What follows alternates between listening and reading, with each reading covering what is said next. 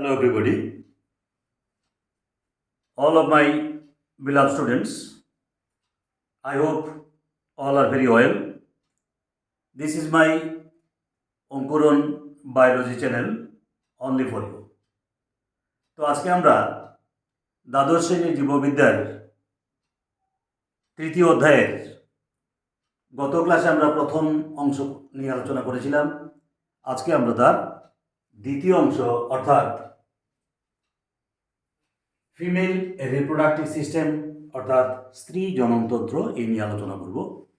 তো প্রথমে আমরা জানি স্ত্রী জননতন্ত্র বলতে আমরা কি বুঝি, অর্থাৎ what is female reproductive system. যে কতগুলি অঙ্গ বা যন্ত্র বা এবং গ্রন্থি একত্রিত হয়ে যখন ডিম্বাণু বা ওভাম উৎপাদন করে, তার বৃদ্ধি ঘটায়, পরিবহন ঘটায়, নিষেক ঘটায় এবং ভ্রূণ উৎপাদনে সাহায্য করে,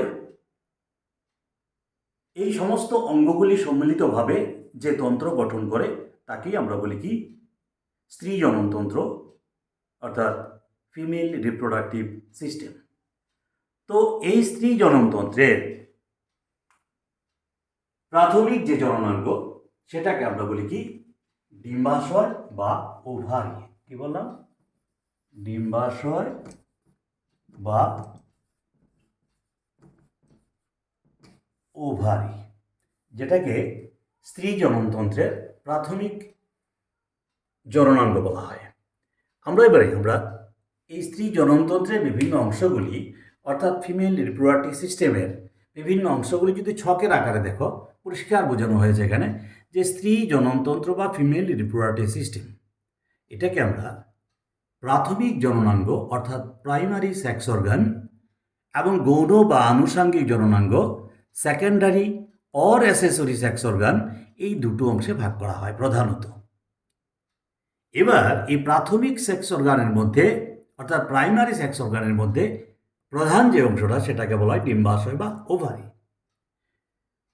সেকেন্ডারি অর অ্যাসেসরি সেক্স অর্গানের মধ্যে তিনটি অংশ থাকে, যেমন আনুষাঙ্গিক অন্তঃস্থ গঠন অর্থাৎ অ্যাসেসরি ইন্টারনাল স্ট্রাকচারস, আনুষাঙ্গিক বহিস্থ গঠন অর্থাৎ অ্যাসেসরি এক্সটার্নাল স্ট্রাকচার এবং সহায়ক গ্রন্থিসমূহ অর্থাৎ সাপোর্টিভ গ্ল্যান্ডস। এবার আনুষাঙ্গিক অন্তঃস্থ গঠন অর্থাৎ অ্যাসেসরি টার্মিনাল ইন্টারনাল স্ট্রাকচার, তার মধ্যে কী কী অংশগুলি থাকে? ফ্যালোপিয়ান টিউব অর্থাৎ ডিম্বনালী যেটাকে বলি, জরায়ু বা ইউটেরাস, ভ্যাজাইনা, এই তিনটি অংশ নিয়ে গঠিত accessory internal structures. Accessory external স্ট্রাকচারের মধ্যে কী আছে? জুনিদ্বার বা ভালভা। এবং সাপোর্টিভ গ্ল্যান্ডসের মধ্যে কী কী আছে? বার্থুলিন বর্ণিত গ্রন্থি অর্থাৎ বার্থুলিন গ্ল্যান্ডস, আর আছে স্তন গ্রন্থি বা ম্যামারি গ্ল্যান্ড।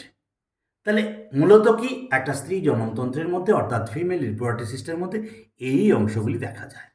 এটা আমরা ছকের আগে দেখলাম। এবার যদি আমরা চিত্রের মাধ্যমে দেখি, দেখো পরিষ্কার দেওয়া আছে।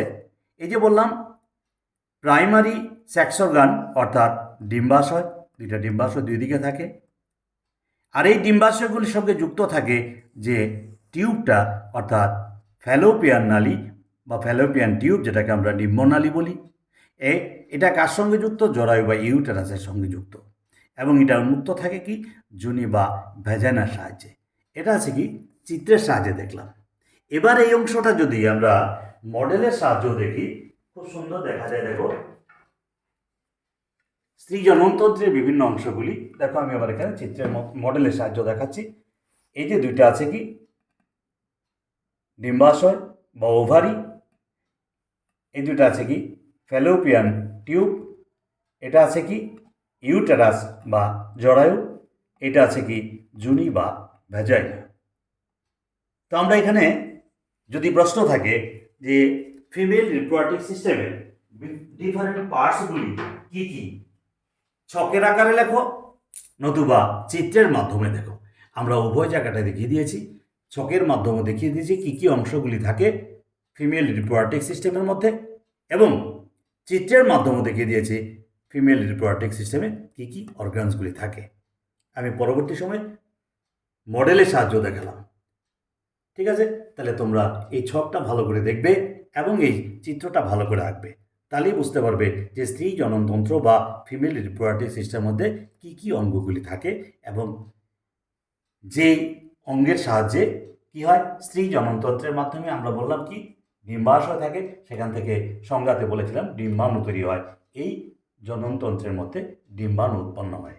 ঠিক আছে, আজকে আমরা এতটুকুই রাখছি, পরবর্তী ক্লাসে আমরা এর পরের অংশ নিয়ে আলোচনা করব।